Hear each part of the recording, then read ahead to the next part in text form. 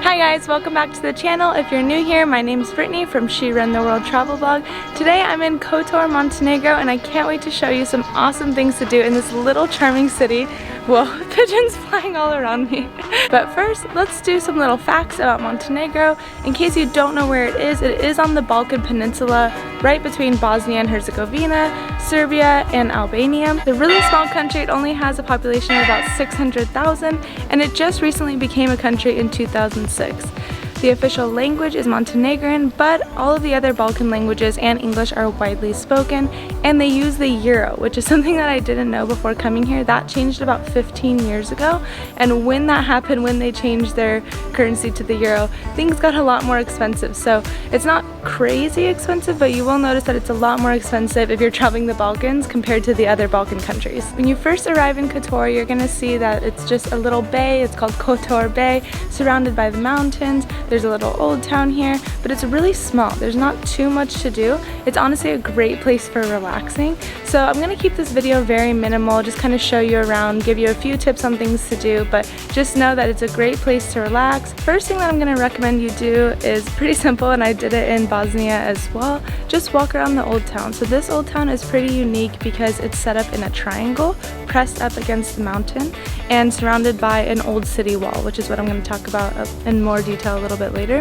But this old town has so many little winding alleyways filled with restaurants, bars, churches, museums, little souvenir shops, anything you want. I even saw a dentist office. Anything you could want here, it's here. But just know that all the little alleyways, you can get lost, and it's super fun because you just feel like you're enclosed and you've just stepped back in time into this super beautiful city, and you could spend hours walking around here even though it's so tiny. The next thing I'm going to recommend you do, which I just mentioned, is walking the city walls. So there are several different parts in the old town where you'll just see stairs and you can go up. Usually there's a crowd of people there, and this is where you can go up on the wall. There's several different areas to do so. So here right in front of us we have stairs walking up.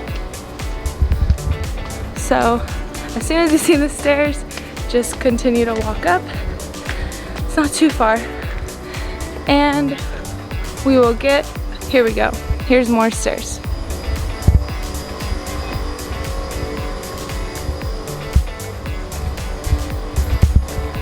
So not too bad.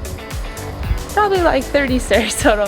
And by the time you get all the way up to the top, you will be on top of the old city wall, which gives you an awesome view of the mountains and the Kotor Bay.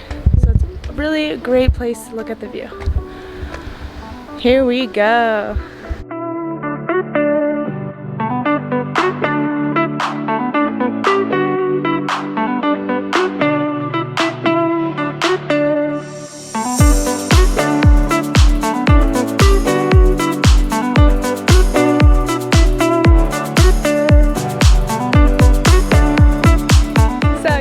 Behind me, the wall goes on all the way to the mountain, comes up towards the sea, and then continues on, like I said, makes a little triangle pressing up against the mountain.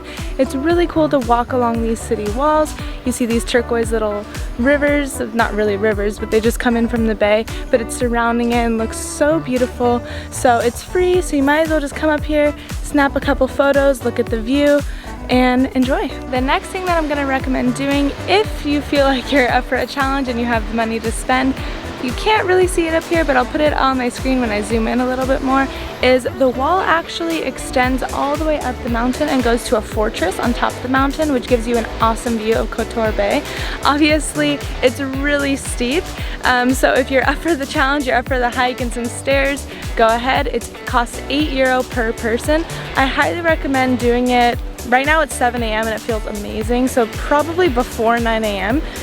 It's September right now and it's still really hot, so I would not want to be doing that in the middle of the day when it's hot. So come in the morning, get those great views, and hopefully you have the place to yourself like I do right now. Another free thing I'm going to recommend that you do, which is probably the main thing that you're going to want to do here, is just relax at the beach. As you can see behind me, the water is turquoise, there's mountains all around you, and the bay is almost like 360 degrees. It almost feels like a lake.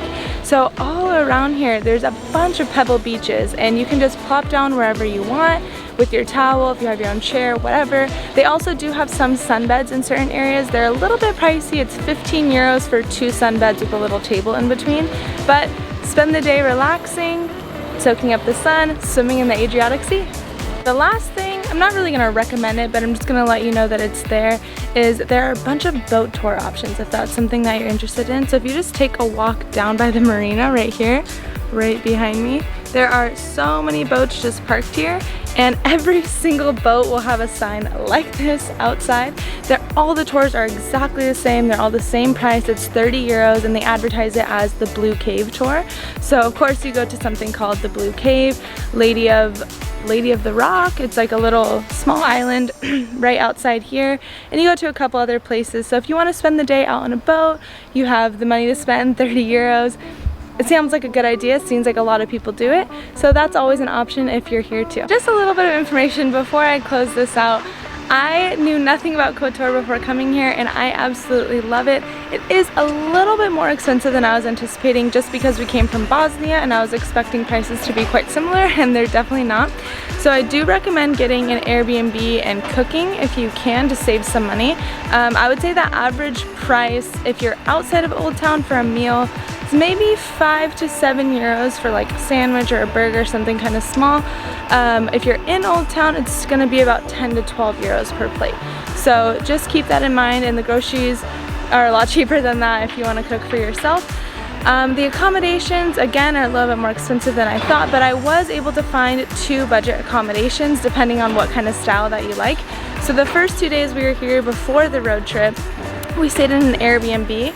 It was about a 15-minute walk from the Old Town, so I don't think it was terrible, but the Airbnb itself was super nice. The family was so awesome, and it was $30 a night. I'll put the exact amount on here. I think it was around $30 a night. And the best part of that too is that they have a rental car service, so we were able to rent a car from them for our road trip. It was only 30 euros per day, and all the other agencies around here advertised like 60 or 70 euros, so it was like a great deal. And they were super nice, super accommodating, and super helpful, so I highly recommend them. And then the second place that we've been staying for the past 2 nights is a hostel, which is 8 euros per bed. It's right here. It's like a 3-5-minute walk from the Old Town, super close, has a little balcony overlooking the bay.